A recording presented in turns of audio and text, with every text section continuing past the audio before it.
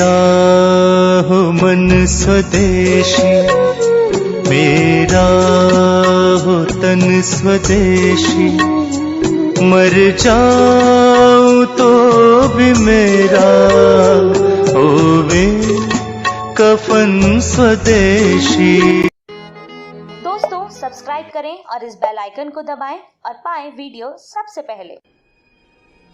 मैं भारत को भारतीयता की मान्यता के आधार पर फिर से खड़ा करना चाहता हूं, उस काम में लगा।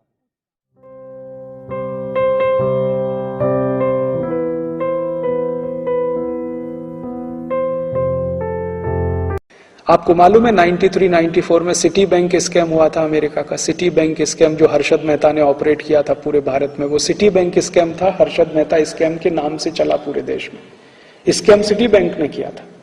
हर्षद मेहता तो सिटी बैंक का पपेट था, मोहरा था। सिटी बैंक उसको चलाता था, हर्षद मेहता वही चलता था। सिटी बैंक ने भारत में आके हर्षद मेहता को खड़ा किया और हर्षद मेहता को पैसा देना शुरू किया और उस पैसे से उससे कहा कि शेयर खरीदो, हमको दो। तो हर्षद मेहता अपने नाम से शेयर खरीदता था, सिटी बैंक को ट्रांसफर करता था, पैसा सिटी बैंक देता था। तो सिटी बैंक ने खेल क्या खेला कि भारत की कुछ कंपनियों को उठाना है, कुछ को गिराना है। जिन कंपनियों के शेयर सिटी बैंक के पास है उनको उठाना है, जिनके नहीं है उनको गिराना है। ये खेल में वो लग गए। हर्षद मेहता उनको कठपुतली की तरह से मिल गया। उसने खेल खेला और उस खेल में हिंदुस्तान का हजारों करोड़ रुपए, कम से कम 76,000 करोड़ रुपए डूब गया इस देश का। और जब ये सारा घोटाला खुला और घोटाले पर इंक्वायरी हुई, इंक्वायरी भारत सरकार की संसदीय समिति ने की। संसदीय समिति ने कहा कि हर्षद मेहता घोटाले का जिम्मेदार नहीं है, सिटी बैंक जिम्मेदार है। तो भारत के एक्स फाइनेंस मिनिस्टर और वर्तमान prime minister doctor Manmohan Singh ने कहा कि हमें मालूम है सिटी बैंक जिम्मेदार है, लेकिन हम उसके खिलाफ कार्रवाई नहीं कर सकते क्योंकि अमेरिका से हमें इन्वेस्टमेंट चाहिए। और मनमोहन सिंह ऐसे फाइनेंस मिनिस्टर और आज भारत के प्राइम मिनिस्टर के रूप में भी सिटी बैंक के खिलाफ कुछ करने की स्थिति में नहीं है, क्योंकि उनको इन्वेस्टमेंट चाहिए वहां से। अमेरिका नाराज हो जाएगा। और इसी अमेरिका ने भारत के स्टेट बैंक ऑफ इंडिया के खिलाफ इतनी सख्त कार्यवाही की अमेरिका में कि उनके हालत खराब हो गए, लेने के देने पड़ गए। इसी अमेरिका ने, भारत की एक स्टेट बैंक ऑफ इंडिया की एक ब्रांच अमेरिका में इन्वॉल्व हो गई थी कुछ ऐसे ट्रांजैक्शन में जिनका पता नहीं था, और अमेरिका ने डाउट किया था कि ये ट्रांजैक्शन हुए हैं टेररिस्ट को। अमेरिका में एक नियम है, एक अमाउंट से ज्यादा का पैसा निकाला जाए और जमा किया जाए तो उसका सारा इंक्वायरी करना, नहीं करेंगे तो बैंक जिम्मेदार है उसके लिए। तो स्टेट बैंक ऑफ इंडिया ने ऐसे कुछ ट्रांजैक्शन किए थे जिनका कुछ अता पता नहीं था। उसमें अमेरिका ने इतना हैवी पेनल्टी ठोका उनके ऊपर कि एक ब्रांच का पूरा डिपॉजिट उसमें जाने की स्थिति आ गई। अमेरिका ने नहीं छोड़ा आपको, और आपने उनके सिटी बैंक ऑफ को पूरा छोड़ दिया। हाँ, इतना घोटाला किया तो भी हम मंजूर करते हैं। और आपको मालूम है रामनिवास मिर्धा नाम के एक मेंबर ऑफ पार्लियामेंट, उनकी अध्यक्षता में बनी संयुक्त जांच समिति ने यह कह दिया था कि सिटी बैंक को भारत से वाइंड अप करने का आदेश दीजिए, इनका बोरिया बिस्तर बंद करा दीजिए, नहीं तो ये देश को लूटेंगे। वो संसदीय समिति की रिपोर्ट धूल खा रही है और सरकार ने आज तक कुछ नहीं किया, क्योंकि अमेरिका से डर है। अमेरिका नाराज हो जाएगा, हमको इन्वेस्टमेंट नहीं देगा। अभी नेक्स्ट ईयर से city bank, HDFC, ANZ Grindlays, standard chartered, ये सभी बैंक खुले आम अपनी शाखाएं खोलेंगे। वो शाखाएं खोलेंगे कहां? किसी गांव में नहीं। और वो शाखाएं खोलेंगे ऐसी जिसमें आप 50 रुपए डिपॉजिट करा के अकाउंट नहीं खुला सकते। उनके लिए मिनिमम है 5,000, 10,000, 15,000, 20,000, 40,000।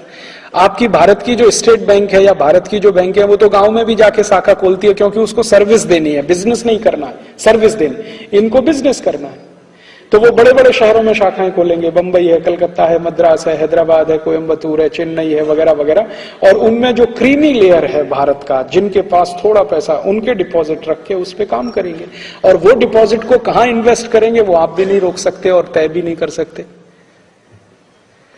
तो आपके देश की खून पसीने की कमाई, पूंजी, जो डोमेस्टिक सेविंग्स है, वो विदेशियों के हाथ में आप दे देंगे।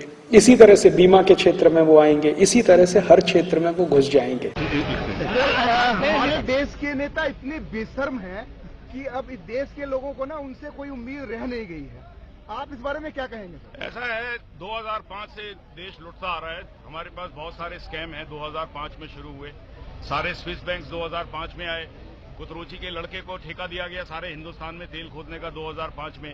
2005 में इटालियन की फेक करेंसी की कंपनी खोली गई डेलारू प्राइवेट लिमिटेड में। आज इस देश का दुर्भाग्य ये है कि 2009 में ये सारे मामले पब्लिक के आगे नहीं आए। लेकिन अब मैं आपको बता रहा हूँ, सरकार को पता है ये आखिरले इनके 6, 8, 7 महीने बचे हैं, ये जाएंगे लूट पाट के, सब लूट के यहाँ से, हो सकता है ये जो बाहर के लोग आए हुए हैं ये सब जहाज लेके यहाँ से भाग जाए, जैसे हुस्ने मुबारक भाग गया इजिप्ट से। मेरे को जो लग रहा है ये भाग जाएंगे यहाँ से, क्योंकि ये वही हुआ है जो इजिप्ट में हुस्ने मुबारक ने किया, जो लिबिया में गद्दाफी ने किया।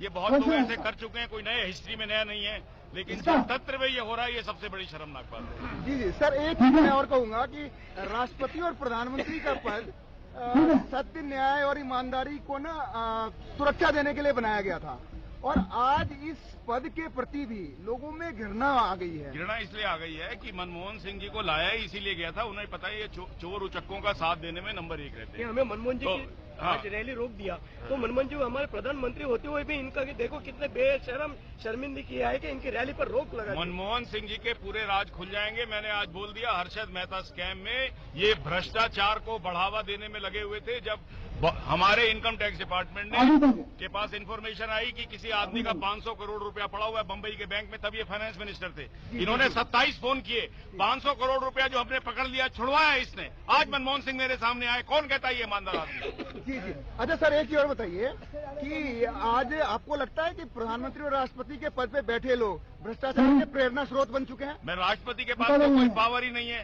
वो मैंने सुना कहीं पराठे बनाती थी 2-4 लोगों ने। उसके पास कोई पावर नहीं है, वो क्या भ्रष्टाचार